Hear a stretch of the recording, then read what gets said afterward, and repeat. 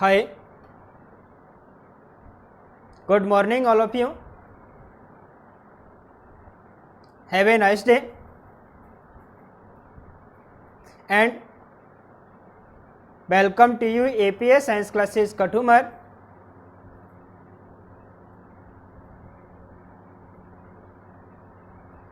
Dear students, आज हम 10th class की एसएस के संदर्भ में डिस्कस करेंगे।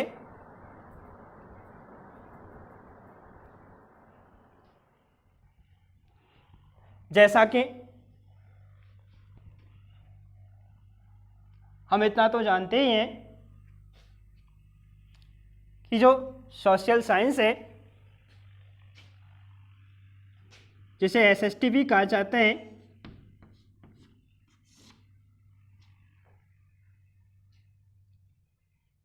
इसमें एक से अधिक सब्जेक्टों का संग्रहण होते हैं। तो सबसे पहले मैं उन सब्जेक्टों के बारे में बताना चाहूँगा।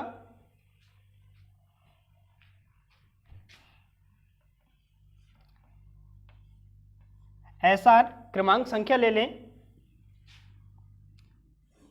सेकंड कॉलम बना लें सेक्शन का,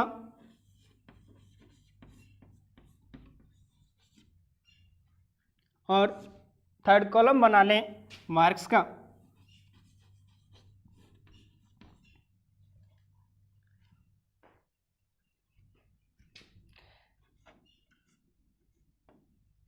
पहले नंबर पर आती है हमारी हिस्ट्री,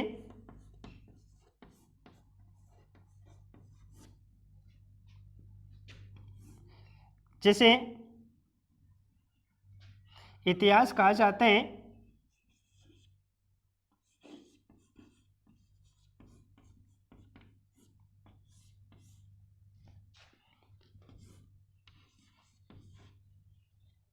ये 20 अंक की होती है।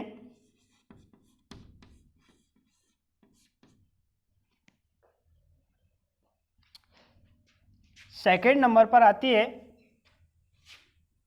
सिविक्स,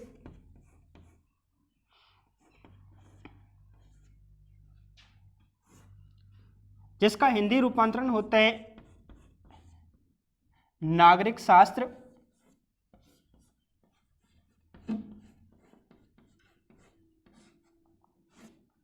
इसके भी जो अंक डिवाइड किए गए वो 20 अंक रखे गए। थर्ड स्थान पे आती है ज्योग्राफी,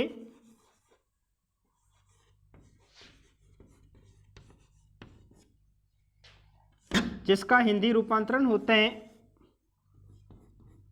भूगोल। इसके अंक निर्धारित किए गए 18।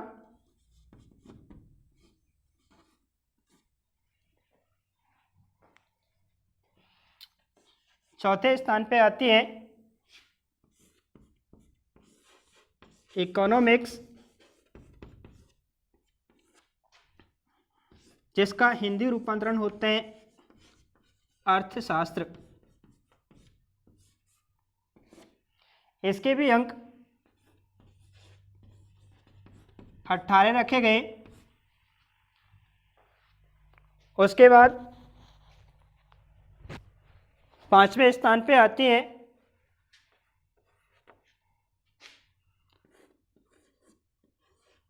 रोड सेफ्टी,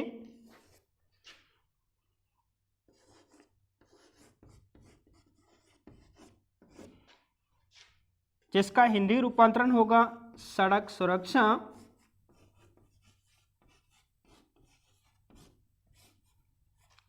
इसके हमारे सिलेबस में अंक निर्धारित किए गए 2 अंक।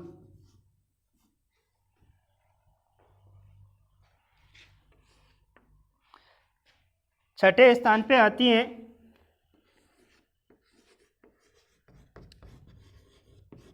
सैनिटेशन एंड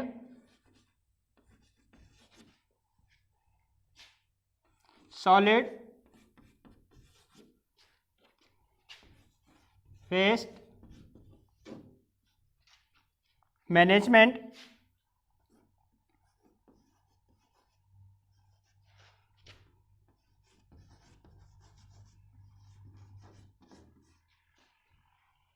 इसके अंक भी निर्धारित किए गए,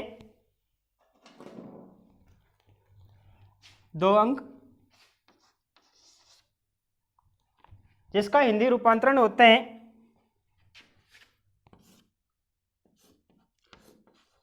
स्वच्छता एवं ठोस कचरा प्रबंधन।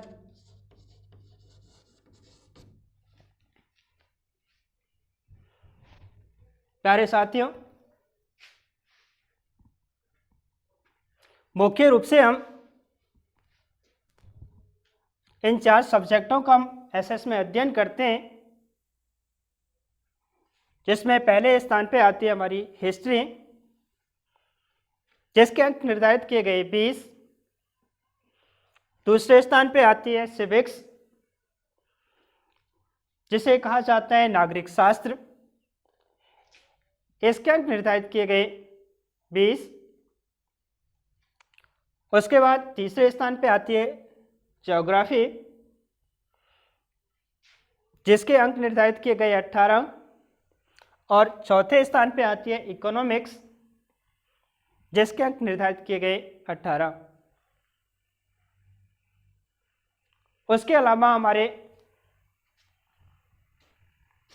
जो एसएस में कुल चैप्टर होते हैं वो 20 होते हैं, जिसमें से 19वां जो चैप्टर है वो होगा हमारा रोड सेफ्टी का, सड़क सुरक्षा का। और 20वां जो चैप्टर है, 20वां चैप्टर होगा स्वच्छता एवं ठोस कचरा प्रबंधन का, जिसके जो अंक निर्धारित किए गए वो 2-2 किए गए। 19 के भी 2 अंक हैं और 20 के भी 2 अंक हैं।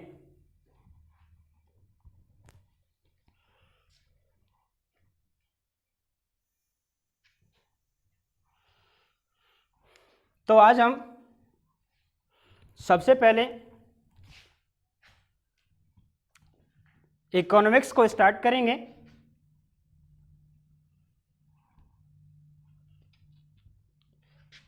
एसएस की चौथी शाखा, जिसे इकोनॉमिक्स कहा जाता है, जिसका हिंदी रूपांतरण होता है अर्थशास्त्र।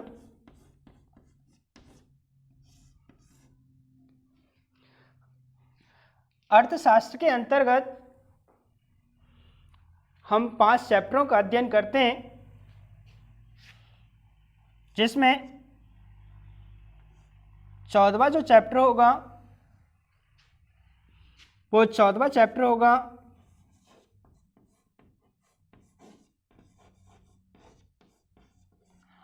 आर्थिक अवधारणाएं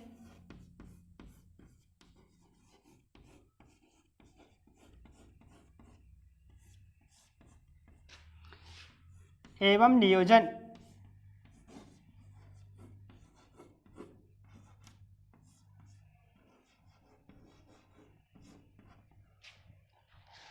इसके जो अंक निर्धारित किए गए वो 3 किए गए।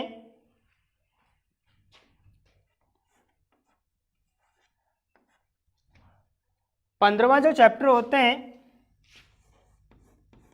वो होते हैं भारतीय अर्थव्यवस्था की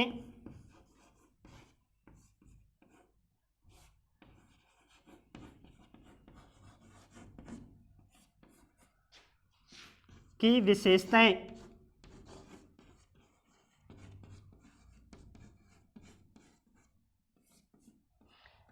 इसके जो अंक निर्धारित किए गए वो 4 किए गए। उसके बाद 16वां जो चैप्टर होगा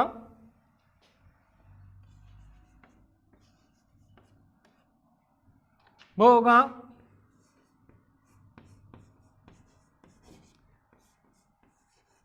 भारतीय अर्थव्यवस्था के समक्ष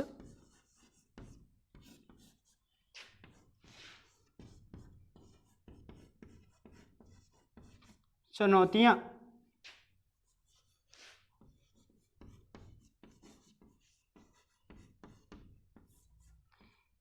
इसके अंक निर्धारित किए गए 3। उसके बाद चैप्टर नंबर 17 जो होगा वो होगा मुद्रा व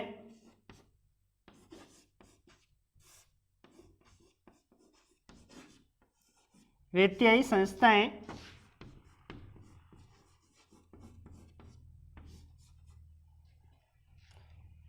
जिसके अंक निर्धारित किए गए 4।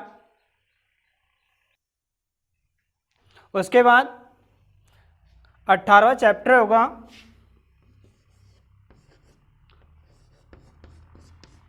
उपभोक्ता का शोषण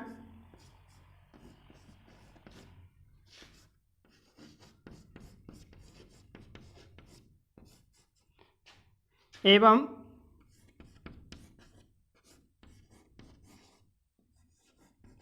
सूचना का अधिकार।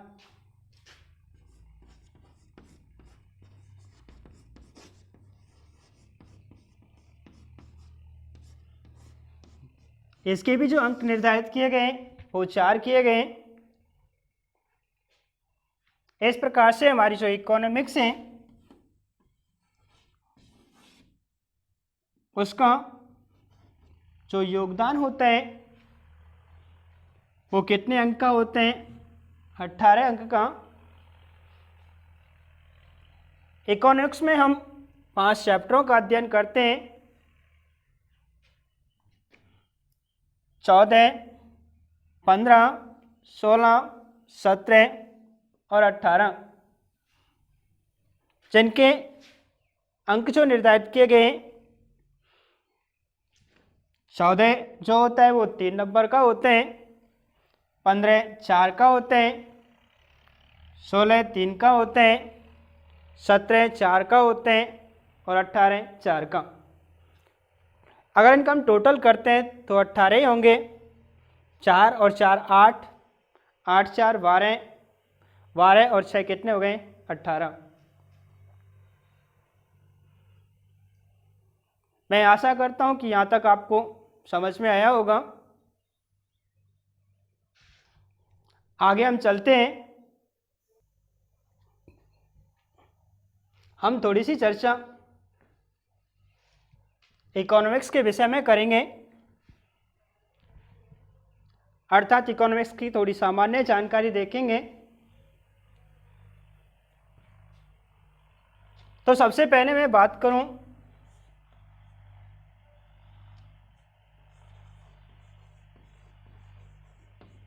इकोनॉमिक शब्द की,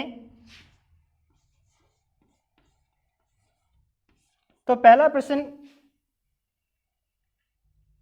जो बनता है वो ये बनता है कि इकोनॉमिक शब्द कौन सी भाषा का शब्द है? उत्तर होगा ग्रीक भाषा का। ग्रीक भाषा के कौन से शब्द से इकोनॉमिक्स की उत्पत्ति हुई? उस शब्द को ओइकोनोमस कहा जाता है। ओइकोनोमस जो शब्द है वो 2 शब्दों से मिलकर बना, ओइकॉन्स प्लस नोमस।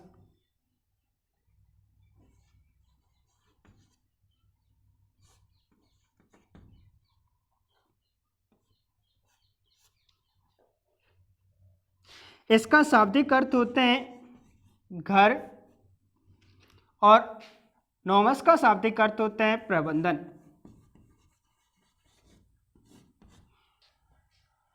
तो प्यारे साथियों, अब हम ये कह सकते हैं कि इकोनॉमिक्स का जो शाब्दिक अर्थ होते हैं,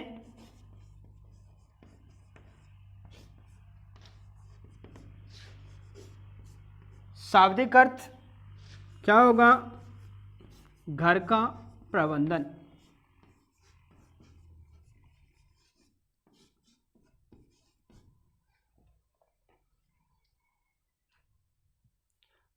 उसके बाद मैं बात करूं अर्थशास्त्र की,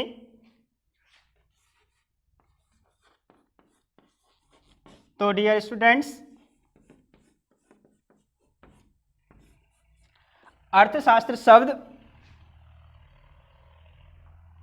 मूल भाषा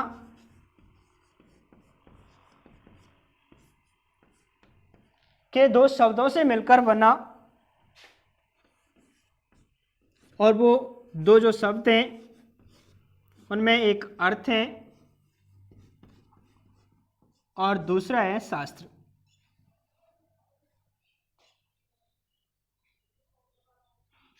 इतना तो आप जानते होंगे कि मूल भाषा होती क्या है, फिर भी आपकी जानकारी को पुख्ता करने के लिए बता देता हूं कि मूल भाषा संस्कृत भाषा को कहा जाता है। क्यों कहा जाता है? क्योंकि संस्कृत भाषा अन्य सभी भाषाओं की क्या मानी जाती है? जननी। तो अर्थशास्त्र शब्द का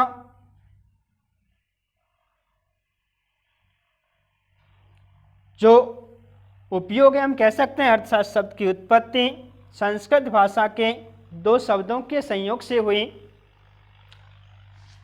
और वो दो शब्द कौन कौन से हैं? एक अर्थ है और दूसरा कौन सा है? शास्त्र। अर्थ का मतलब होता है धन और शास्त्र का मतलब होता है अध्ययन।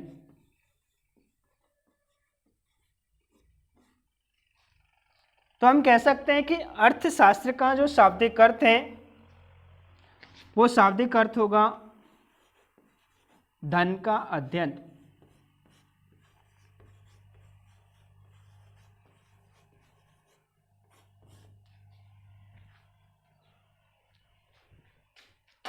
यहां तक किसी को समस्या, अगर किसी को डाउट है भी तो वो कमेंट बॉक्स में अपना कमेंट जरूर लिख सकते हैं।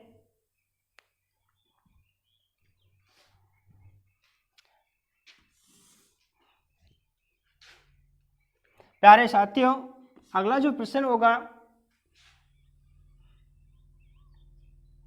वो प्रश्न हमारा ये भी हो सकता है कि अर्थशास्त्र के जो जनक हैं या हम पिता कहें, तो अर्थशास्त्र का जो जनक माना जाते हैं वो माना जाता है एडम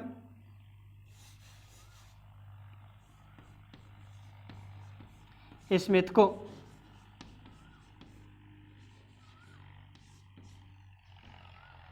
अर्थशास्त्र का जो पिता माना जाता है वो किसको माना चाहते हैं?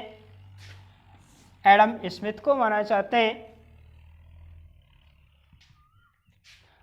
आगे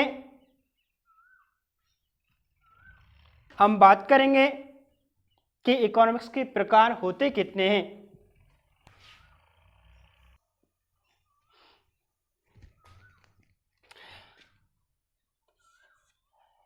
इकोनॉमिक्स आर टू टाइप्स, क्या हम कह सकते हैं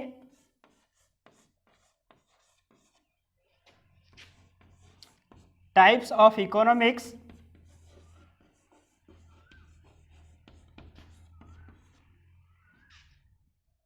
आंसर होगा हमारा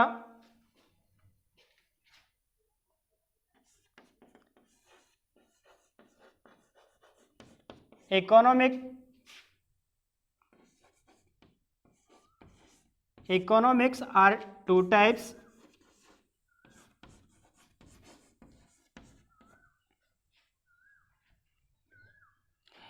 इकोनॉमिक्स कितने प्रकार की होती हैं? 2 प्रकार की।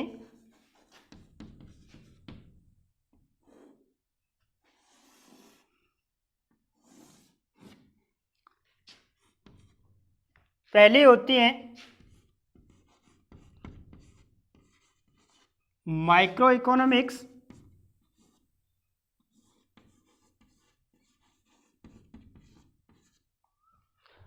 और दूसरी होती है मैक्रो इकोनॉमिक्स।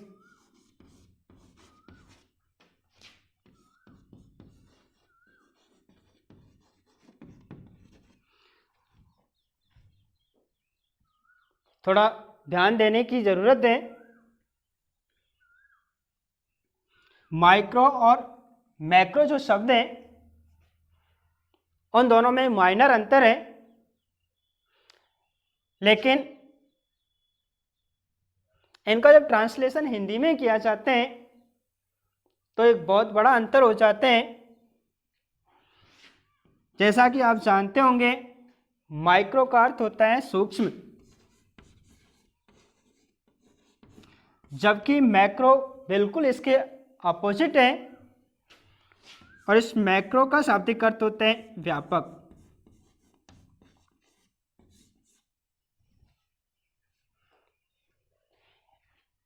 यहां आई का अंतर है माइक्रो और इधर मैक्रो। तो हम कह सकते हैं कि इकोनॉमिक्स की पहली जो शाखा है वो सूक्ष्म अर्थशास्त्र है, और दूसरी शाखा व्यापक अर्थशास्त्र। इसके अलावा इनके अन्य नाम भी होते हैं। इसे व्यष्टि अर्थशास्त्र कहा जाता है,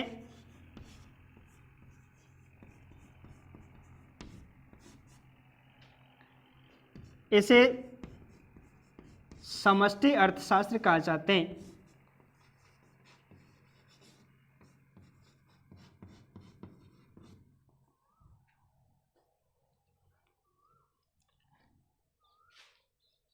Economics are 2 types. First, microeconomics. Second, macroeconomics. Micro का शाब्दिक अर्थ होता है सूक्ष्म, मैक्रो का शाब्दिक अर्थ होता है व्यापक। इसे अन्य नाम से जाना चाहते हैं। माइक्रोइकोनॉमिक्स का अन्य नाम होगा व्यष्टि अर्थशास्त्र, और मैक्रो का अन्य नाम होगा समष्टि अर्थशास्त्र। सामान्य जानकारी के लिए बता दूं कि इकोनॉमिक्स में धन का अध्ययन तो किया जाता है, लेकिन धन का जो अध्ययन किया जा रहा है वो 2 पार्ट्सों में विभाजित करके किया जा रहा है। जैसे कि एक एग्जाम्पल ले लेते हैं, एक उदाहरण के माध्यम से समझने की कोशिश करें। जैसे कि हम बात करें पर्सनल इनकम की,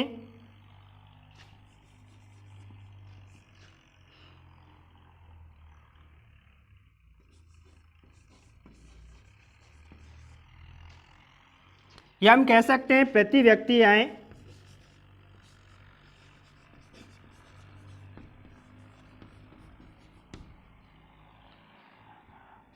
और इसके हम एग्जाम्पल की बात करें तो इसमें होगा नेशनल इनकम, NATNIONAL इनकम,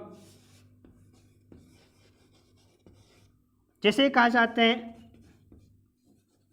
राष्ट्रीय आय। इकोनॉमिक्स की एक शाखा जिसे माइक्रो इकोनॉमिक्स कहते हैं, उसका एक हमने उदाहरण लिया, वो क्या है? Personal income. जबकि इसकी दूसरी शाखा माइक्रो इकोनॉमिक्स, जिसका हमने एग्जाम्पल लिया नेशनल इनकम। अर्थात इसमें सूक्ष्म जो तथ्य होते हैं, अवधारणाएं होती हैं, उनका अध्ययन किया जाता है, आर्थिक अवधारणाओं का, जबकि इसमें व्यापक आर्थिक अवधारणाओं का क्या किया जाता है? अध्ययन।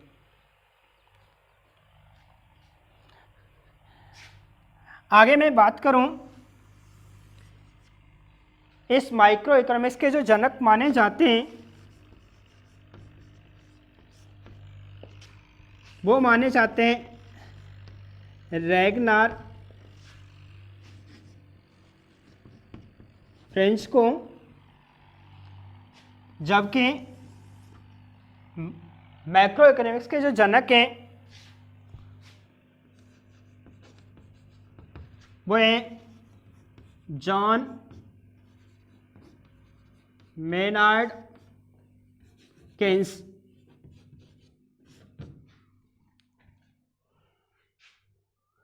It's okay.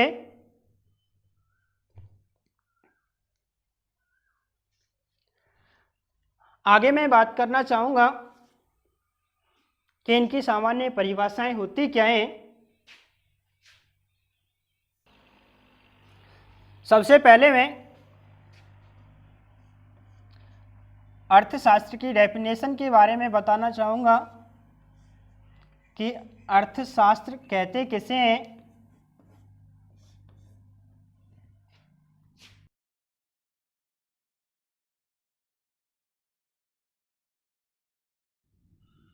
अर्थशास्त्र सामाजिक विज्ञान की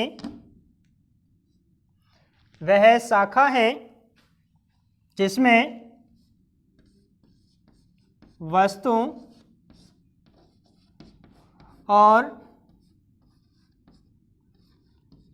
सेवाओं के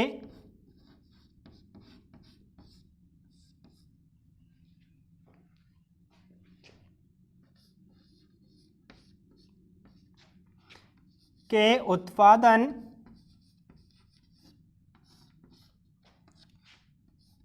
वितरण,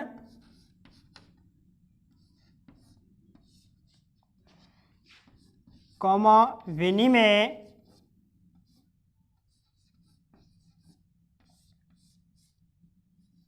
और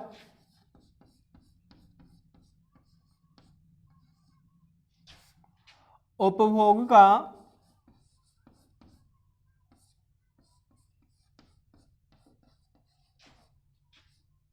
अध्ययन करती है या अध्ययन किया जाता है।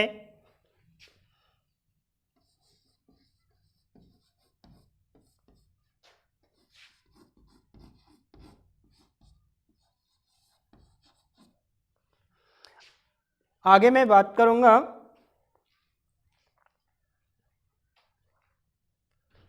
कि जो इकोनॉमिक्स या अर्थशास्त्र की दो शाखाएं थी,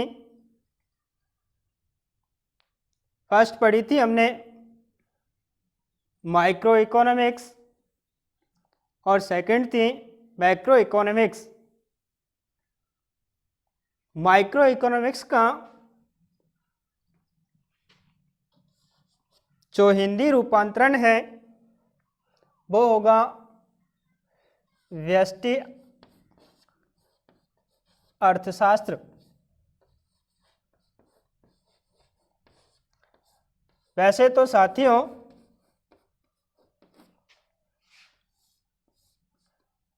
व्यष्टि या समष्टि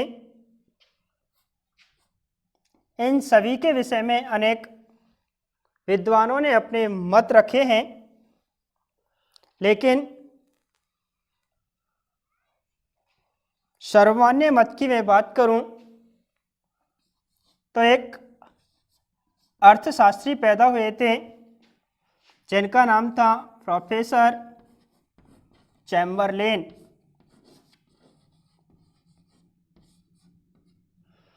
इन्होंने व्यष्टि अर्थशास्त्र को परिभाषित करते हुए कहा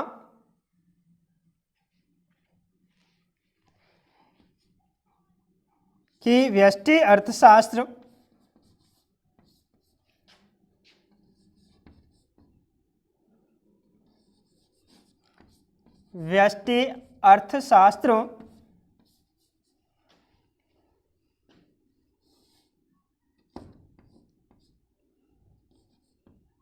में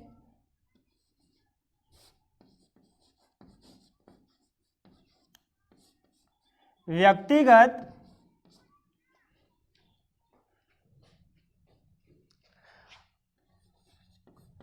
अवधारणाओं की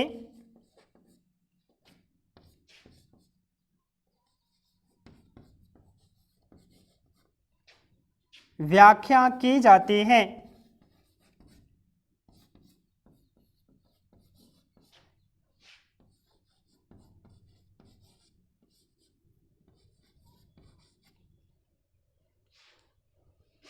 अर्थात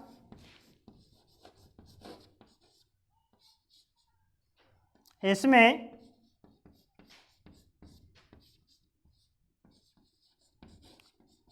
व्यक्तिगत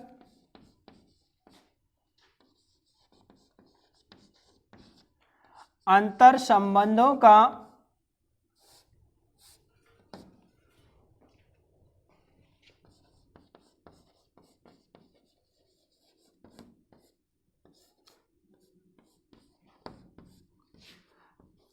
अध्ययन किया जाता है।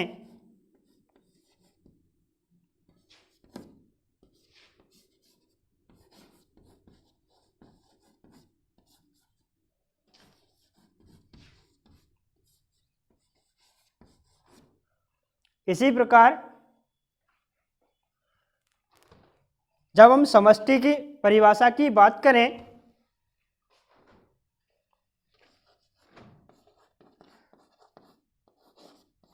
तो समष्टि अर्थशास्त्र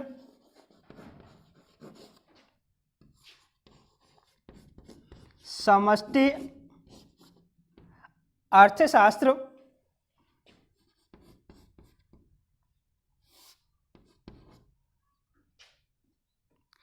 अर्थशास्त्र की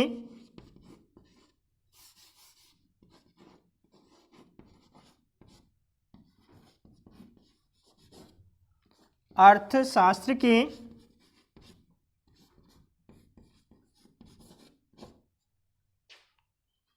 वह शाखा होती है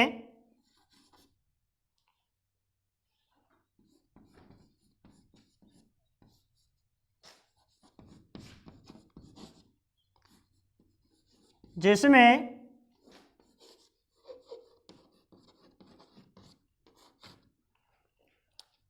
संपूर्ण आर्थिक क्रियाओं का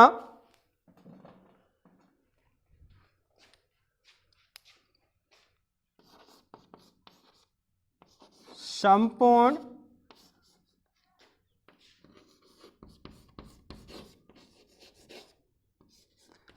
आर्थिक क्रियाओं का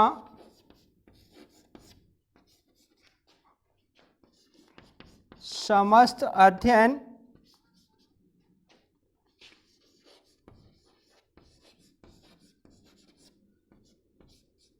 किया जाता है।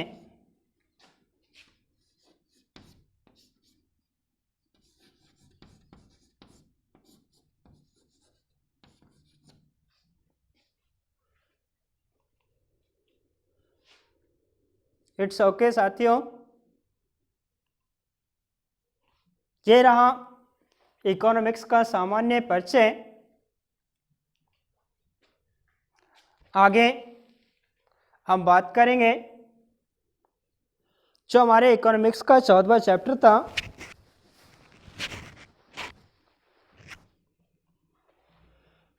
जिसका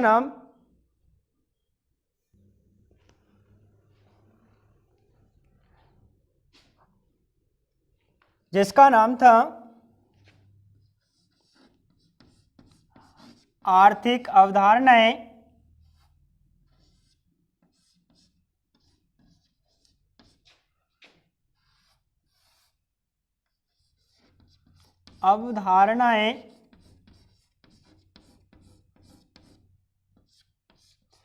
एवं नियोजन।